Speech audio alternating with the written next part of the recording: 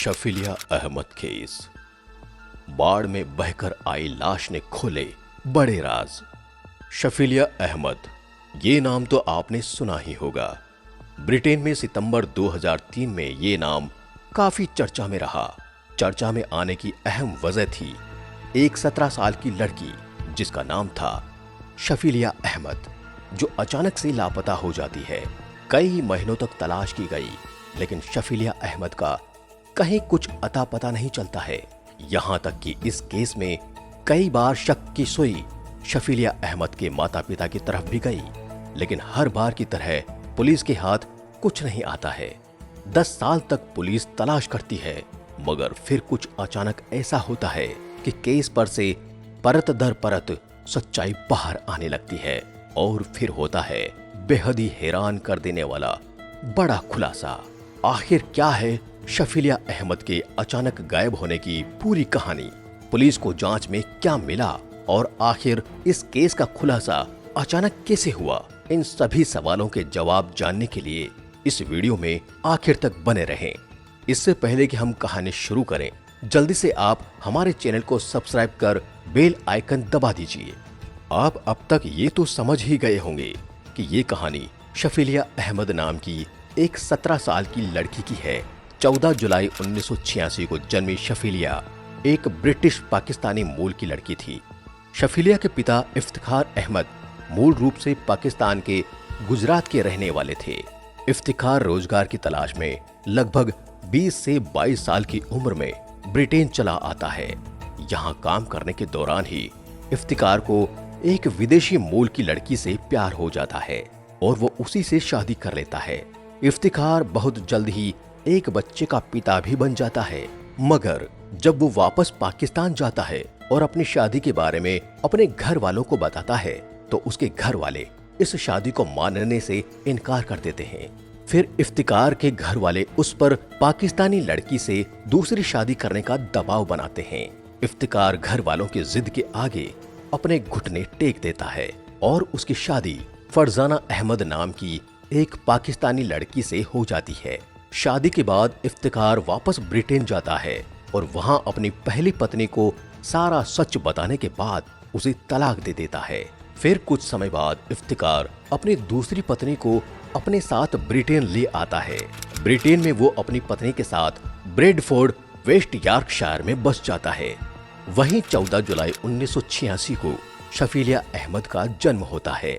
शफीलिया के जन्म के बाद ये दोनों वेस्ट यॉर्कशायर को छोड़कर वेलिंगटन में रहने चले जाते हैं। यहाँ शफीलिया अहमद की पढ़ाई लिखाई शुरू होती है। इस बीच इफ्तिखार का परिवार भी बढ़ जाता है और घर में 2 और बेटियों का जन्म होता है। वैसे तो इफ्तिखार का परिवार ब्रिटेन में ही रहता है, मगर छुट्टियों के दिनों में अक्सर इफ्तिखार अपने बच्चों और पत्नी को लेकर पाकिस्तान आता था। बात साल 2003 की है। शफीलिया अहमद की उम्र 17 साल हो चुकी थी। वो कानून की पढ़ाई कर रही थी। उसका वकील बनने का सपना था। 18 फरवरी 2003 को शफीलिया अपने परिवार वालों के साथ छुट्टी मनाने पाकिस्तान आती है। पाकिस्तान ट्रिप के दौरान ये परिवार एक पारिवारिक शादी समारोह में भी शिरकत करता है। इस शादी के कुछ ही दिनों के बाद शफीलिया अहमद के साथ एक बड़ा और चौंकाने वाला हादसा होता है। दरअसल वो गलती से फिनाइल पी लेती है, जिस वजह से उसका गला पूरी तरह से जल जाता है। इस हादसे के बाद कहा जाता रहा कि शफीलिया के माता पिता ने उस पर एक पाकिस्तानी लड़के से शादी करने का दबाव बनाया था, जिस वजह से उसने अपनी जान देने के लिए फिनाइल पी ली। मगर बाद में शफीलिया के माता पिता ये दावा करते हैं कि ये सिर्फ एक हादसा था। दरअसल जिस बोतल में आम तौर पर पानी रखा होता था, उसी बोतल में घर की साफ सफाई के लिए किसी ने फिनाइल रख दी थी। रात के अंधेरे में शफीलिया को दिखाई नहीं दिया कि वो फिनाइल है और उसने पानी समझकर उसे पी लिया था। इस गलती की वजह से शफीलिया को काफी तकलीफ उठानी पड़ती है। उसे पाकिस्तान के ही एक अस्पताल में भर्ती करवाया जाता है, क्योंकि शफीलिया अहमद के घाव बहुत ज्यादा थे, इसलिए उसे लंबे समय तक अस्पताल में ही रहना पड़ता है। इस बीच परिवार के बाकी बच्चों की छुट्टी खत्म हो जाती है और वापसी का दिन करीब आ जाता है। इस कारण इफ्तिखार अपनी 2 बेटियों और पत्नी को लेकर वापस ब्रिटेन चला आता है, जबकि सफिलिया अहमद इलाज के लिए पाकिस्तान में ही रुकी रहती है।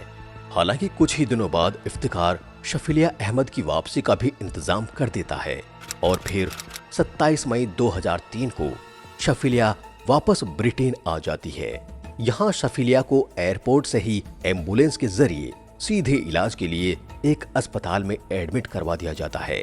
कई महीनों के इलाज के बाद शफिलिया अहमद का गला काफी हद तक ठीक हो जाता है और फिर से वो कॉलेज ज्वाइन कर लेती है। पढ़ाई के साथ साथ पार्ट टाइम जॉब भी शुरू कर देती है। यहाँ तक शफिलिया अहमद को कोई जानता भी नहीं था, मगर 18 सितंबर 2003 को शफिलिया अहमद के एक कॉलेज के टीचर उसे नोटिस करते हैं कि पिछले 1 हफ्ते से शफिलिया अहमद कॉलेज नहीं आ रही है। टीचर शफिलिया अहमद को फोन करने की भी कोशिश करते हैं, मगर उससे कांटेक्ट नहीं हो पाता है। इस बारे में जब शफिलिया के माता पिता से पूछा जाता है तो वो लोग बताते हैं कि शफिलिया पिछले 1 हफ्ते से घर नहीं आई है। बेटी 1 हफ्ते से घर से गायब है और इस बारे में माता पिता ने अब तक पुलिस में कंप्लेंट तक दर्ज नहीं करवाई थी। इस कारण शफिलिया के टीचर को कुछ नॉर्मल नहीं लगता है और वो तुरंत पुलिस को इस बात की जानकारी दे देते हैं। मामला दर्ज करते ही पुलिस की एक टीम जांच पड़ताल के लिए शफिलिया के घर आती है और उसके माता पिता से पूछताछ करती है।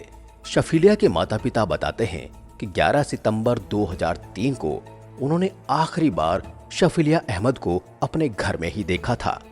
उसके बाद से वो गायब है। इस पर पुलिस वाले कहते हैं कि जब आपकी बेटी 1 हफ्ते से गायब है तो आपने अब तक पुलिस में शिकायत दर्ज क्यों नहीं करवाई। इस पर शफिलिया के माता पिता जवाब देते हैं कि ऐसा पहली बार नहीं है जब शफिलिया घर से अचानक गायब हुई है, बल्कि ऐसा पहले भी कई बार उसके साथ हो चुका है। इस बात की पुष्टि के लिए जब पुलिस रिकॉर्ड की जांच करती है तो पता चलता है कि वास्तव में पहले भी शफिलिया कई बार घर से गायब हो चुकी है। पहली बार जब गायब हुई थी तब उसकी उम्र महज 12 साल थी। तभी वो 10 मार्च 1998 को अपनी छोटी बहन के साथ घर से गायब हो गई थी। तब शफिलिया के माता पिता ने दोनों बहनों की मिसिंग रिपोर्ट भी पुलिस में दर्ज करवाई थी। हालांकि तब शफिलिया शाम होते होते घर वापस आ गई थी। रिकॉर्ड्स के मुताबिक दूसरी बार शफिलिया अहमद 25 नवंबर 2002 को घर से भाग गई थी। तब भी इफ्तिकार अहमद ने अपनी बेटी की मिसिंग रिपोर्ट दर्ज करवाई थी। काफी खोजबीन के बाद पुलिस को शफिलिया अहमद एक पार्क में बैठी हुई मिली थी। पुलिस रिकॉर्ड के मुताबिक तीसरी बार शफिलिया अहमद 3 फरवरी 2003 को अपने एक दोस्त के साथ घर छोड़कर भाग गई थी। इस बार शफिलिया अहमद 2 दिनों तक घर वापस नहीं आई थी और फिर 5 फरवरी 2003 को शफिलिया अहमद अनाथ लोगों के लिए बनाए गए सेफ हाउस में चली गई थी। वहां जाकर उसने अपने माता पिता के खिलाफ घरेलू हिंसा और मानसिक उत्पीड़न की रिपोर्ट दर्ज करवाई थी। रिपोर्ट दर्ज होने के बाद पुलिस ने शफिलिया अहमद और उसके माता पिता से बात की और फिर सब कुछ क्लियर होने के बाद शफिलिया अहमद वापस अपने पिता के घर चली आई थी। इसके बाद 18 फरवरी 2003 को शफिलिया अहमद अपनी 2 बहनों और माता पिता के साथ फैमिली फंक्शन के लिए पाकिस्तान जाती है और वहां से वापस आने के कुछ ही दिनों बाद फिर से गायब हो जाती है। चूंकि माता पिता के बयान के बाद और पुलिस रिकॉर्ड्स से ये साबित हो जाता है कि शफिलिया अहमद पहले भी कई बार घर छोड़कर भाग चुकी है, इसलिए पुलिस वालों को लगता है कि शायद इस बार भी वो अपनी मर्जी से ही कहीं भाग गई होगी। इसलिए पुलिस तो अपनी जांच जारी रखती ही है, साथ ही उन संभावित जगहों का भी पता लगाने में जुट जाती है जहां शफिलिया अहमद जा सकती थी, मगर कहीं से भी शफिलिया का अता पता नहीं चलता है। शफिलिया अहमद के पहले भी घर छोड़कर भागने की वजह से पुलिस जांच में थोड़ी सुस्ती दिखाती है। कुछ स्थानीय मीडिया वाले पुलिस की सुस्ती को मुद्दा बनाना शुरू कर देते हैं। इसका असर ये होता है कि स्थानीय स्तर पर ही शफिलिया अहमद को खोजने की मांग होने लगती है। अब पुलिस धीरे धीरे अपनी जांच आगे बढ़ाती है तो शफिलिया के घर से पुलिस वालों को शफिलिया की लिखी हुई बहुत सारी कविताएं और लेख मिलते हैं। इन कविताओं से पता चलता है कि वो अपने घर के माहौल से खुश नहीं थी। माता पिता चाहते थे कि शफीलिया एक ट्रेडिशनल पाकिस्तानी लड़की के तौर पर अपना जीवन बिताए, जबकि शफीलिया अहमद को वेस्टर्न कल्चर ज्यादा पसंद था। शफीलिया अहमद ने इस दर्द को अपनी कविताओं के जरिए पन्नों पर उतारा था। जब लोगों तक शफीलिया की कविताएं पहुंचती है तो धीरे धीरे ये मामला और तूल पकड़ने लगता है और पुलिस पर शफीलिया को ढूंढने का दबाव बहुत ज्यादा बढ़ने लगता है। इसके बाद पुलिस वाले एक्शन में आते हैं और हर उस जगह की तलाश करते हैं जहां शफीलिया जा सकती थी, मगर कहीं से भी उसका कोई भी सुराग नहीं मिलता है। हालांकि एक सीसीटीवी फुटेज में शफीलिया अहमद की तस्वीर आती है। जब वो सीसीटीवी फुटेज शफीलिया के माता पिता को दिखाई जाती है तो वो इस बात की पुष्टि करते हैं कि सीसीटीवी फुटेज में दिख रही लड़की शफीलिया अहमद ही है।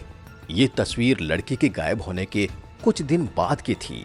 जब माता पिता अपनी बेटी की पहचान कर लेते हैं तो पुलिस ये मान लेती है कि कम से कम शफीलिया जिंदा है। हालांकि मामले में नया मोड़ तब आता है जब ये तस्वीर शफीलिया के स्कूल टीचर को दिखाई जाती है। दरअसल जब वो तस्वीर शफीलिया के क्लास टीचर को दिखाई जाती है तो वो कहते हैं कि फोटो में दिख रही लड़की कहीं से भी शफीलिया अहमद नहीं है। कुछ दूसरे लोग भी सीसीटीवी फुटेज देखकर इस बात की पुष्टि करते हैं कि फुटेज में दिखने वाली लड़की शफीलिया अहमद नहीं है। अब पुलिस वालों का माथा तेजी से घूमने लगता है कि अगर ये लड़की शफीलिया नहीं है तो आखिर शफीलिया के माता पिता ने फोटो में दिख रही लड़की की झूठी पहचान क्यों की है? क्या वो हमसे कुछ छुपाने की कोशिश कर रहे हैं? इस बात का पता लगाने के लिए पुलिस वाले चुपके से शफीलिया के माता पिता के घर पर कई जगह ऑडियो रिकॉर्डिंग डिवाइस लगा देते हैं। अब पुलिस वाले घर में लगे ऑडियो रिकॉर्डिंग डिवाइस पर रिकॉर्ड हुई बातचीत की बारीकी से जांच पड़ताल करने लगते हैं। रिकॉर्डिंग के मुताबिक एक दिन इफ्तिकार अहमद घर में बात करता हुआ सुनाई देता है कि ब्रिटेन में अगर तुम 40 लोगों को भी मार दो और एक भी सबूत न छोड़ो तो यहाँ का कानून तुम्हारा कुछ भी नहीं बिगाड़ सकता है। इसके अलावा एक दिन इफ्तिकार अहमद कहता हुआ सुनाई देता है कि अगर पुलिस ने कार के अंदर से डीएनए सैंपल कलेक्ट किया तो क्या हो सकता है। इसके अलावा ऑडियो रिकॉर्डिंग डिवाइस में कई और ऐसी बातें रिकॉर्ड होती है जिसे सुनने के बाद शक होने लगता है कि शायद इफ्तिकार अहमद ने ही अपनी बेटी के साथ कुछ किया है, क्योंकि अब पुलिस वालों को इफ्तिकार अहमद के ऊपर ही शक होने लगता है। इसलिए इफ्तिकार अहमद की कई बातों को आधार मानते हुए 18 दिसंबर 2003 को पुलिस वाले इफ्तिकार और उसकी पत्नी फरजाना अहमद के अलावा परिवार के 5 और सदस्यों को शफीलिया अहमद की हत्या करने और उसकी लाश छुपाने के इल्जाम में गिरफ्तार कर लेते हैं। पुलिस ने इन लोगों को सिर्फ शक के आधार पर गिरफ्तार किया था। पुलिस को उम्मीद थी कि जांच पड़ताल के दौरान उन्हें इन लोगों के खिलाफ कोई न कोई सबूत हाथ लग ही जाएगा, मगर पुलिस को गिरफ्तार किए गए किसी भी शख्स के खिलाफ कोई सबूत नहीं मिलता है और आखिरकार गिरफ्तार किए गए सभी लोगों को पुलिस कुछ ही दिनों के बाद रिहा कर देती है। अब साल 2004 शुरू हो चुका था और शफीलिया अहमद मामले में पुलिस के हाथ अभी भी खाली थे।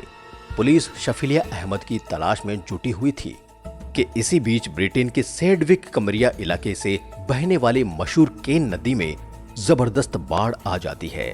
जब बाढ़ का पानी उतरता है तो इलाके में राहत बचाव के काम में लगे 3 लोगों को इस नदी के किनारे एक लड़की की सड़ी गली लाश मिलती है। जहां पर लाश मिली थी और जहां से शफीलिया अहमद गायब हुई थी वो दोनों ही जगह काफी दूरी पर थी। फिर भी पुलिस वालों को शक होता है कि कहीं ये शव शफीलिया अहमद का तो नहीं है। इसी बात की पुष्टि के लिए डेड बॉडी से डीएनए सैंपल कलेक्ट किए जाते हैं और फिर इसका मिलान इफ्तिकार और फरजाना के डीएनए सैंपल से किया जाता है। डीएनए रिपोर्ट देखकर सभी चौंक जाते हैं कि बाढ़ में बहकर आई लाश और इफ्तिकार अहमद का डीएनए सैंपल मैच कर जाता है। इसका मतलब था कि नदी से बहकर आई वो लाश किसी और की नहीं बल्कि शफीलिया अहमद की है। मतलब कि पुलिस जिस शफीलिया अहमद की तलाश में लगी हुई थी वो अब एक मुर्दे के रूप में पुलिस को मिली थी। अब पुलिस के सामने सबसे बड़ा सवाल था कि आखिर शफीलिया अहमद की हत्या किसने और क्यों की है। शफीलिया अहमद के माता पिता के बयान और हरकतों से पहले भी उन पर शक हुआ था और 2003 में भी इन दोनों को गिरफ्तार किया गया था। इसलिए एक बार फिर से इन दोनों से पूछताछ की जाती है और एक बार फिर से उन्हें गिरफ्तार किया जाता है।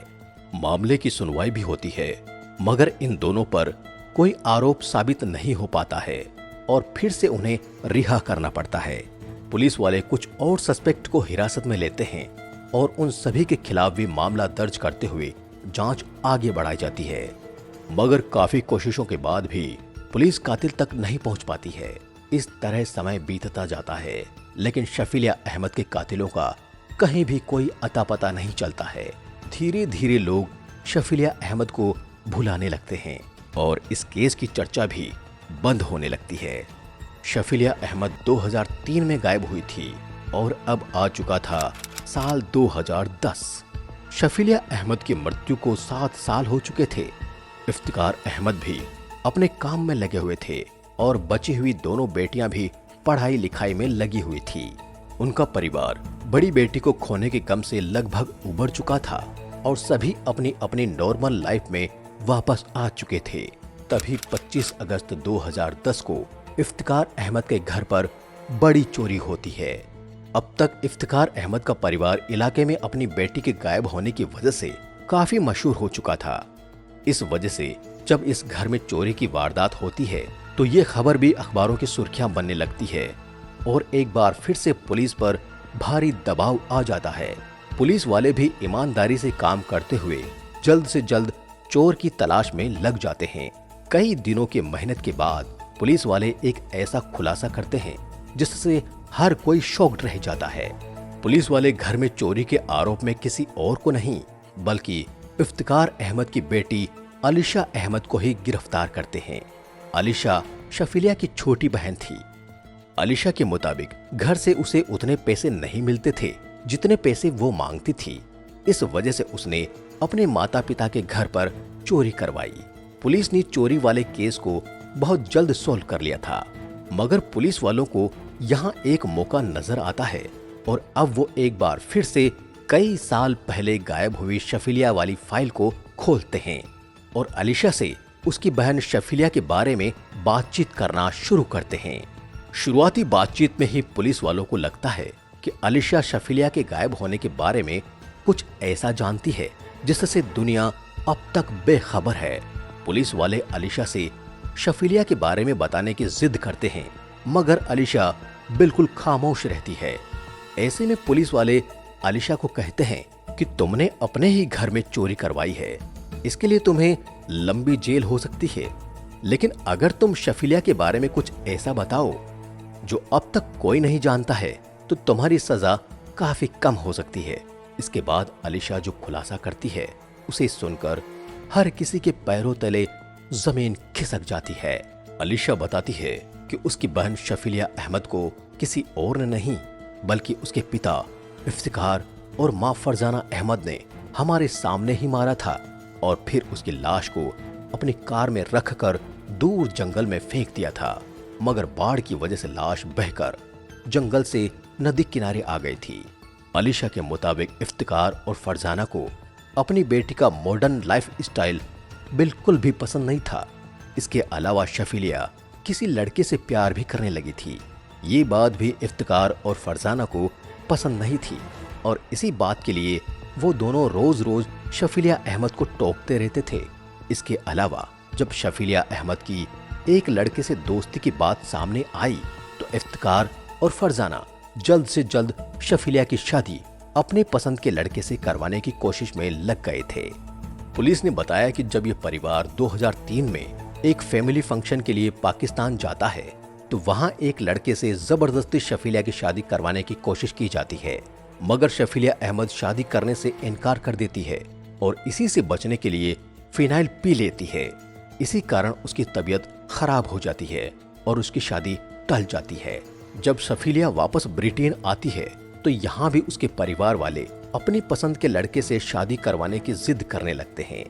जब शफीलिया इस शादी के लिए मना करती है तो उसके पिता को गुस्सा आता है और वो पहले तो उसे गुस्से में मारते हैं और फिर पॉलीथीन बैग से उसका मुंह ढक देते हैं।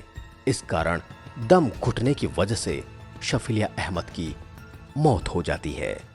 इस खुलासे के बाद अलीशा शफिलिया अहमद वाले मामले में सरकारी गवाह बन जाती है।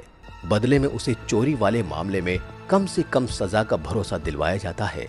अलीशा के बयान के आधार पर ही 2 सितंबर 2010 को फरजाना और इफ्तिकार को गिरफ्तार कर लिया जाता है और इन दोनों के खिलाफ अपनी ही बेटी की हत्या का केस चलता है।